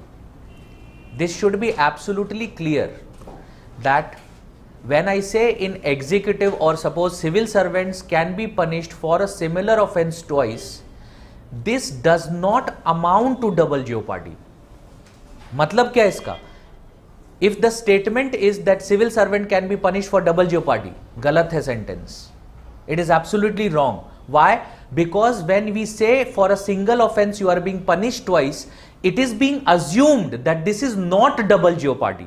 It does not amount to double jeopardy. Clear? But when it comes to judicial bodies, if the judicial bodies do that, it amounts to double jeopardy. So no one can be punished for double jeopardy. But when a civil servant is being punished in this nature twice for the similar offence, it does not amount to double jeopardy. This is the meaning of what I have just said. Clear? So you have to be very careful about the language. What is the language that is being asked? If the language says a citizen of India cannot be punished for the same crime twice, it is absolutely correct, because it is double jeopardy and that is prohibited under Article 20 Clause 2. But when civil servants are being punished in this nature, it does not amount to double jeopardy. So if the statement says a civil servant being punished in the nature of suspension and removal for the same crime amounts to double jeopardy, गलत है वो. Does not amount to double jeopardy, सही है. Clear? So be careful of the language, that is the manner in which it is being asked. 20 Clause 3. No person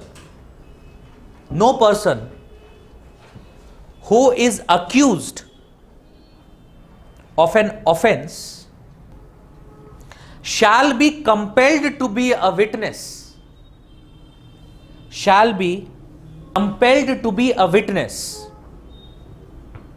against himself.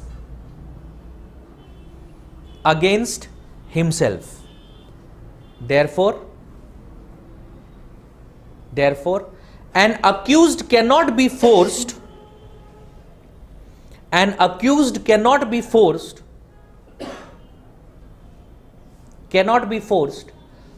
to give self-incriminating evidence.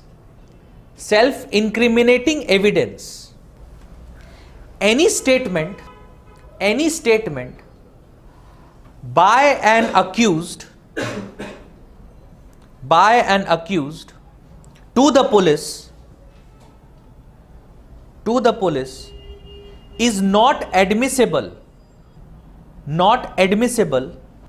in any court of law.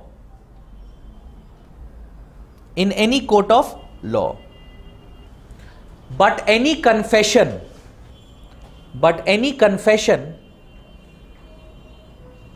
made to a judicial magistrate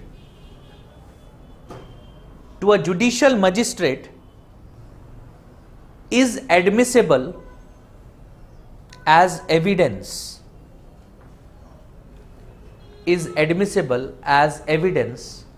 in a court of law.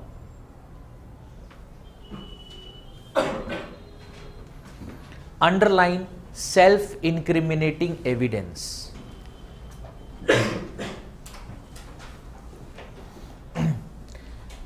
No one can be forced to give self-incriminating evidence.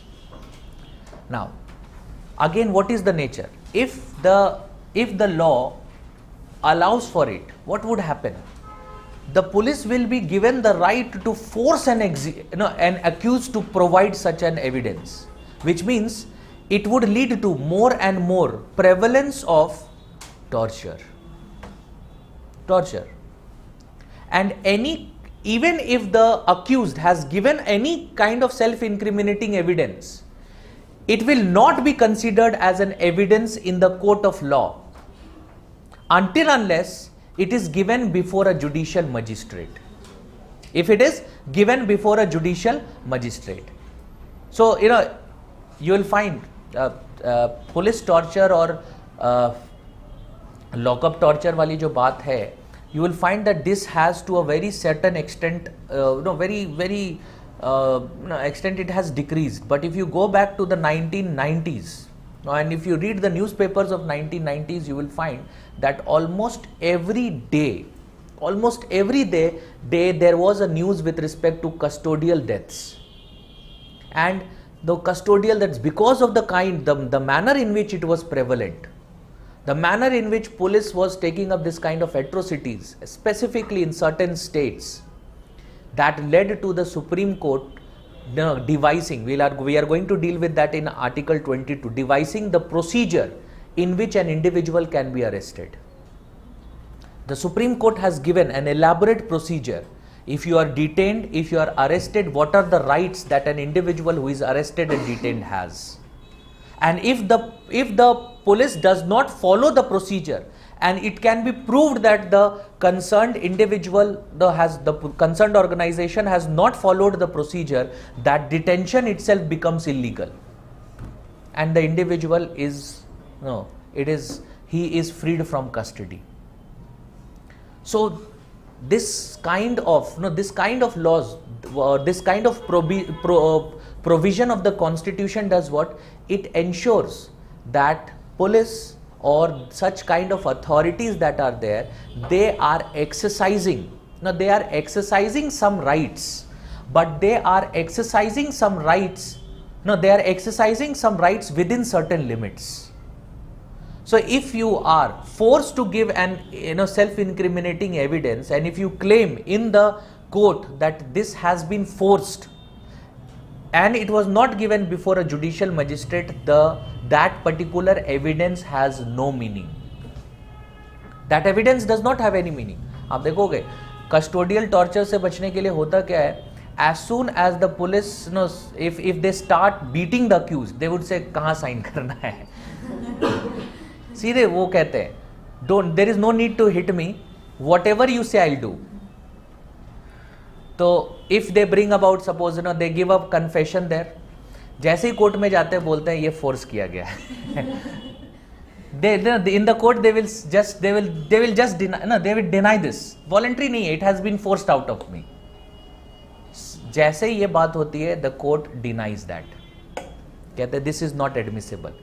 Only what kind of confession is admissible? Only the confession that is given before a judicial magistrate. So if in the court or outside the court, in front of a judicial magistrate, if the accused gives the detail of his confession and signs it before a judicial magistrate or in the court, that is acceptable. Otherwise not. This does what? It prohibits any kind of torture or police coming up with some arbitrary, use of arbitrary powers, something like that. Thereby doing what?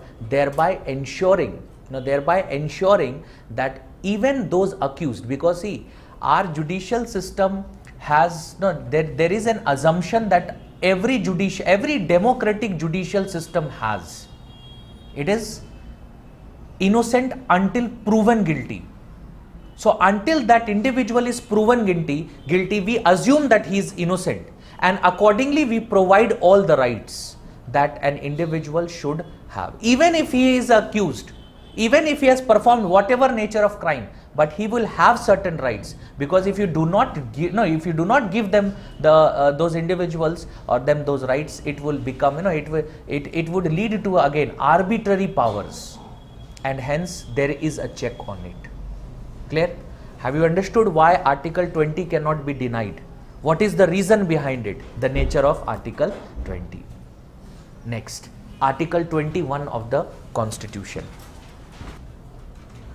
Article 21 of the Constitution. It guarantees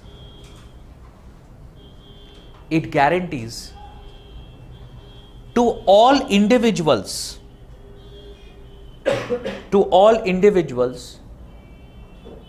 right to life. The state cannot deprive an individual of his right to life,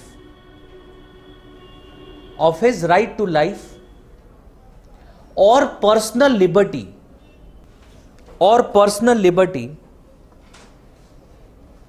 except according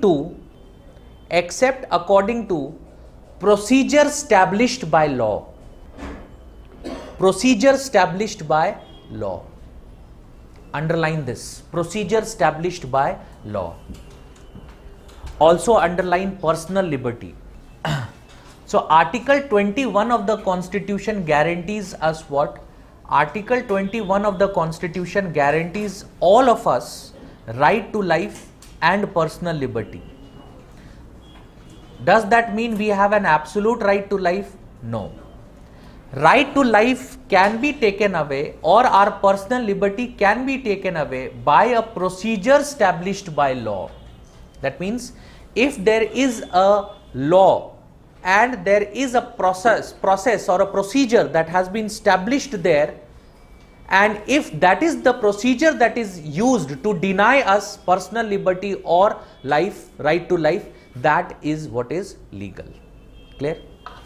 Now, Article 21 of the Constitution, it is considered to be the most important of all the fundamental rights. No, it is considered to be most important of all the fundamental rights. Why? Because of two reasons. First, the nature of Article 21 of the Constitution, and second, the way or the manner in which the Supreme Court has interpreted Article 21.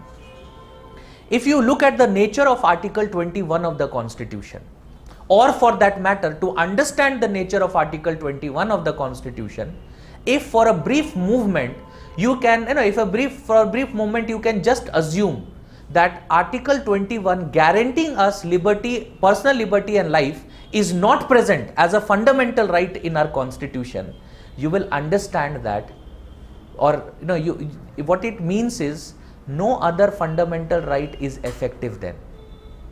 Right to equality.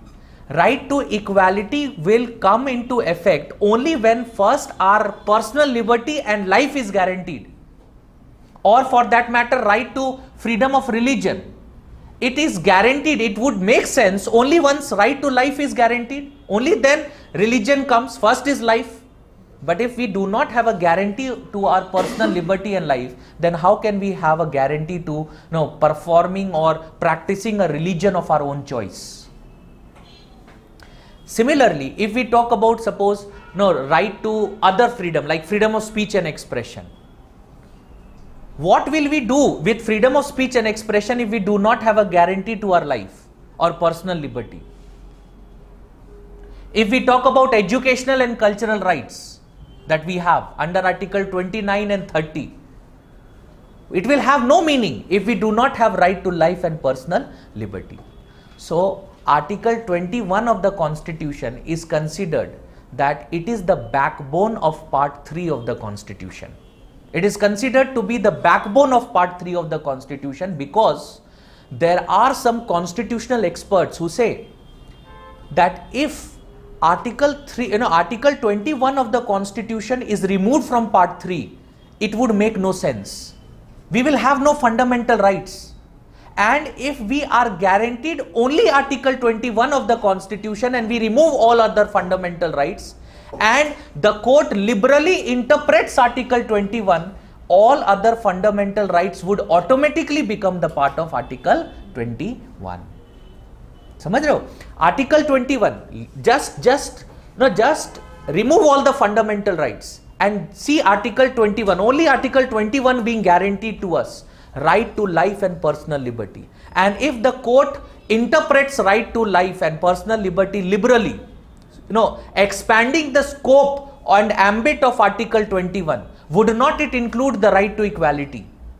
Would not it include the right to religion? Would not it include the right to educational and cultural rights? Would not it include other kinds of freedom that has been guaranteed to us under Article 19 or for that matter Article 20?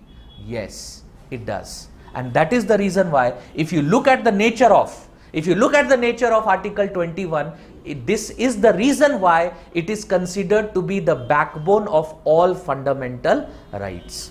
Part 3 of the Constitution. Why? If we have Article 21, we have all the other fundamental rights. If we do not have Article 21, If it is not guaranteed, we do not have any of our fundamental rights.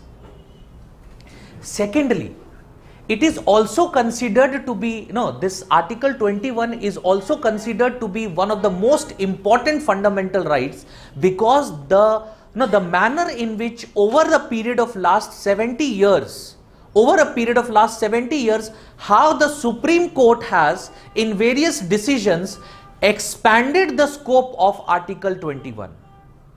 The Supreme Court, over a period of last 70 years, the Supreme Court, if you look at the first interpretation in 1950 itself, the Supreme Court took up a very literal interpretation of Article 21, saying that because it guarantees personal liberty, it means personal liberty means protection of our bodily parts. That's it. इसके अलावा हमें कोई protection नहीं दिया गया है in right to life. This is what the Supreme Court initially interpreted under Article 21. But over a period of time, the Supreme Court expanded the scope of Article 21, expanded the rights that are inherent in Article 21. Thereby, today, if you look at it, the Supreme Court says right to education, right to privacy, right to leisure, right to leisure. You must have seen in various, if you are going through newspapers, or if you go through newspapers over a period of 1 or 2 years, you will find that Supreme Court comes out with various decisions such as the child cannot be deprived of play time. School में कुछ ऐसे schools होते हैं ना, यहाँ से पढ़ाया जाता है, उन स्कूल के against supreme court has come out with this. You cannot deny right to leisure. Even in an organization, you cannot force a worker of the organization to work whatever in the suppose 8 hours. कि सुबह 10 बजे और शाम में 5 बजे चले जाओ, या 4 बजे चले जाओ, 6 बजे चले जाओ. तो in that case you have to work all the time. It cannot be done, because the Supreme Court says right to life includes the right to leisure. So in between I have the right to rest. Right to leisure, right against cruel punishment, right against denial of wages, right against arbitrary dismissal, right to health of workers, right to speedy and fair trial, right to shelter of workers, right to a clean and livable environment. All these rights have been interpreted as a part of Article 21 of the Constitution. And that is the reason why the manner in which the Supreme Court has interpreted is this: not just right to life, it is right to a dignified life. It is right to a dignified life. The concept of dignity बहुत subjective है. It's very subjective. You can consider anything to be a part of dignity. You can consider anything to be a part of dignity, and that is what the Supreme Court has done. Over a period of time, the Supreme Court has interpreted Article 21 in such a manner that it has expanded. It is not just, it has expanded the scope of fundamental right under Article 21. Very recent one being the right to privacy. It has been declared not as an inferred inherent right. It has been declared by the Supreme Court as a fundamental right under Article 21. Supreme Court says it is a fundamental right under Article 21. Yes, we do not have a legal definition of privacy. That is a different thing altogether, because there is no law giving us the right to privacy. But if suppose I question, if suppose there is an act of the government which denies me of privacy, something like that, in that case, if I question it in the Supreme Court, and I can question, I can directly go to the Supreme Court. Why? Because it has been declared as a fundamental right. And if I can prove that privacy, my privacy is being denied, the Supreme Court can declare the law or the act of the executive to be unconstitutional. Clear? So the expansion that the Supreme Court has taken up, that makes Article 21 fundamental of all fundamental rights. B.R. Ambedkar ने बोला था, fundamental of all fundamental rights, Article 21 of the Constitution. Clear? However, not always this has been the case. If you go back to 1950, you would find that in the A.K. Gopalan case. There was a case in 1950 called as A.K. Gopalan versus the state of Madras, 1950 case. And in this particular case, Supreme Court took up a very parochial view of Article 21 of the Constitution. The Supreme Court said, Article 21 of the Constitution gives or guarantees us personal liberty, and personal liberty or right to life only means right to protection of our bodily parts. The Supreme Court failed to equate liberty under Article 19 to personal liberty under Article 21. Supreme Court said Article 19, that is right to speech, expression, right to movement, all these rights that are there, they are available only to a free man, not to a man under detention. The Supreme Court said personal liberty and liberty under Article 19, they are not equal, they are not the same. The Supreme Court said the principle of natural justice is not the part of Article 21, and procedure established by law means procedure established by law. On the other hand, after almost 28 years of the A.K. Gopalan case, one of the cases that were one of the outstanding cases of our jurisprudence, of our constitutional history, and when it comes to personal liberty, was questioned in the Supreme Court, called as the Menka Gandhi versus the Union of India 1978 case. And in the 1978 case, Supreme Court overruled its earlier decision and said that right to life and personal liberty does not just mean right to protection of bodily parts. It also means right to liberty.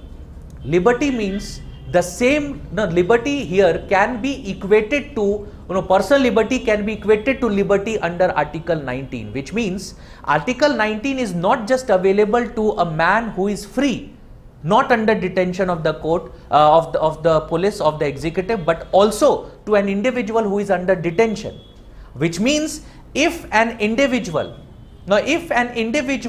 is to be detained, not only Article 21 of the Constitution should be satisfied, Article 19 of the Constitution should also be satisfied, which means he still enjoys the right to freedom of speech and expression. He still enjoys the rights that are given to him under Article 19. Those rights which are feasible and can be given when an individual is under detention under Article 19 the individual will have such a rights. The Supreme Court said principle of natural justice is inherent under Article 21, and also said that procedure established by law should be read as due process of law. So currently, if you look at it, the Supreme Court does not read here. You have underlined procedure established by law. It is not read as procedure established by law. It is read as due process of law.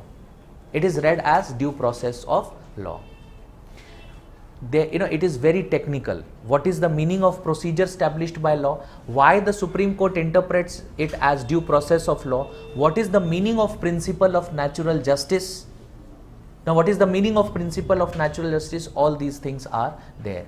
But before I come to it, first let us see the decision of the court in the A.K. Gopalan case and the Menka Gandhi case. You can write this, and then I will discuss what is the meaning of procedure established by law, what is the meaning of due process of law, and what is the meaning of principles of natural justice. Clear? So, write.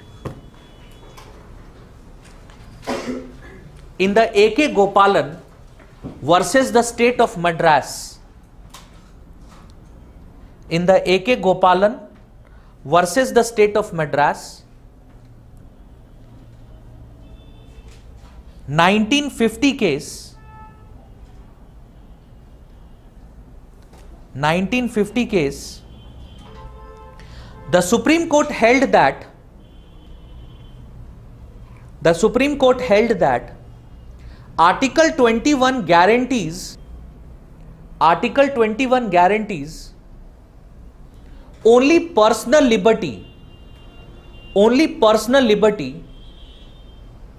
for the individual. Therefore, the individual enjoys protection of his bodily parts and did not extend any protection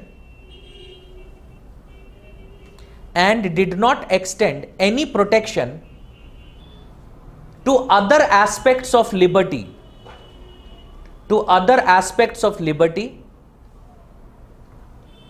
such as right to freedom of movement, right to freedom of speech and expression.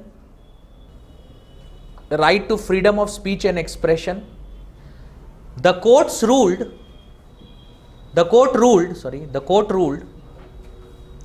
that Article 19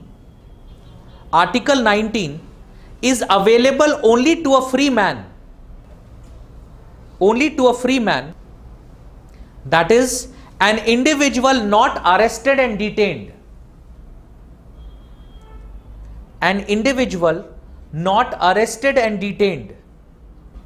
Therefore, court refused to equate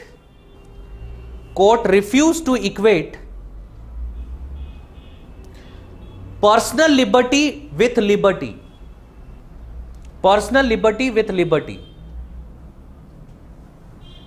Further, the court clarified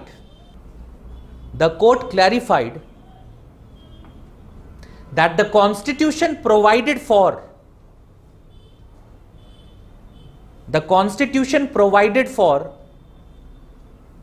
procedure established by law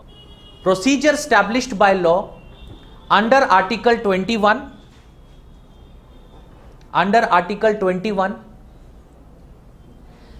and refused to equate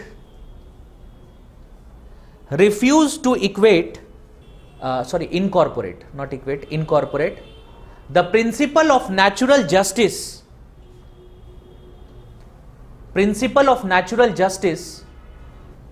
under Article 21.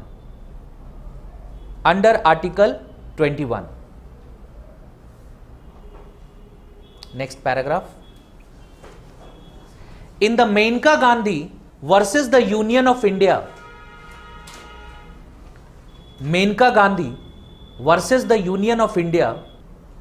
1978 case, the Supreme Court overruled its earlier decision.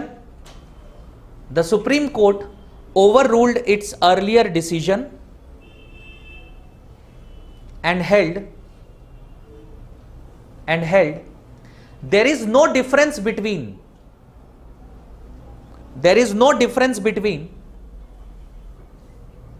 personal liberty and liberty.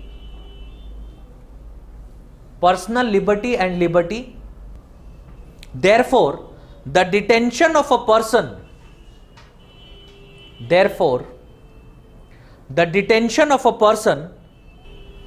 shall not only satisfy Article 21,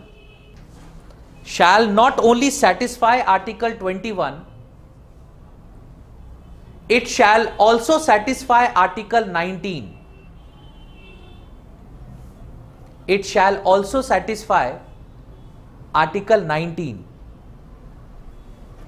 Further, Article 21 inherently includes procedure established by law, inherently includes principles of natural justice,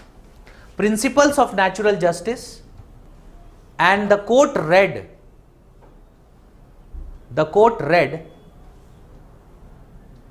due process of law under Article 21 under Article 21 and held that there is no difference between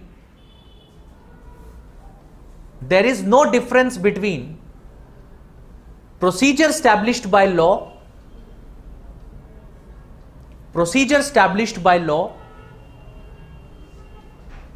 and due process of law.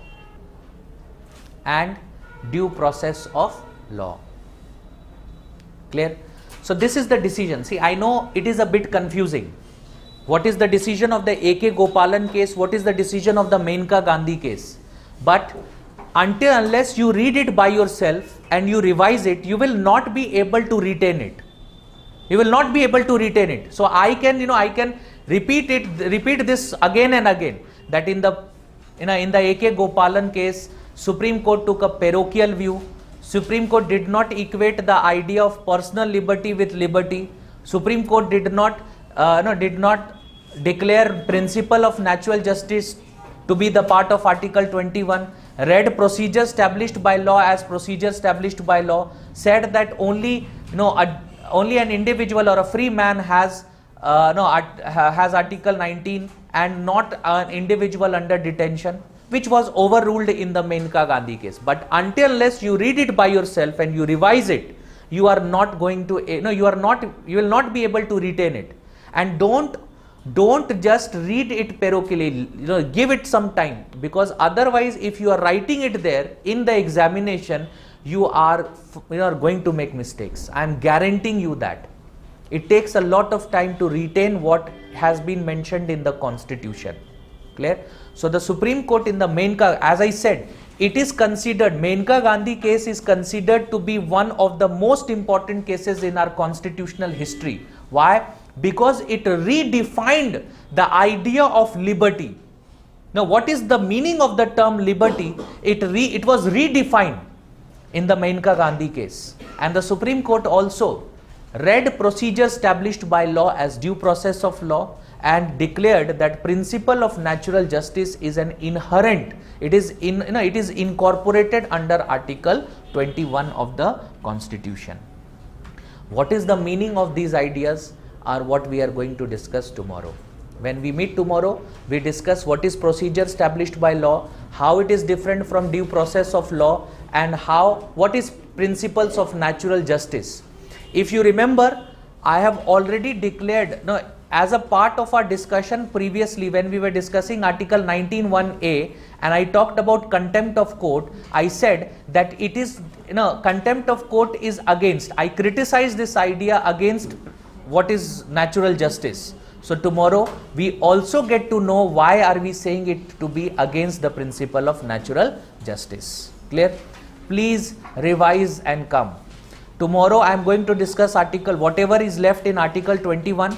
I am also going to discuss Article 22. I am going to talk about what is the relation between Article 21 and 22. If you don't revise and come, you are not going to understand any of this. किसी भी किताब में पढ़ के नहीं समझ पाओगे. If you don't understand it in tomorrow's class, you are not going to read it in books and understand. नहीं होगा. ठीक है? Thank you.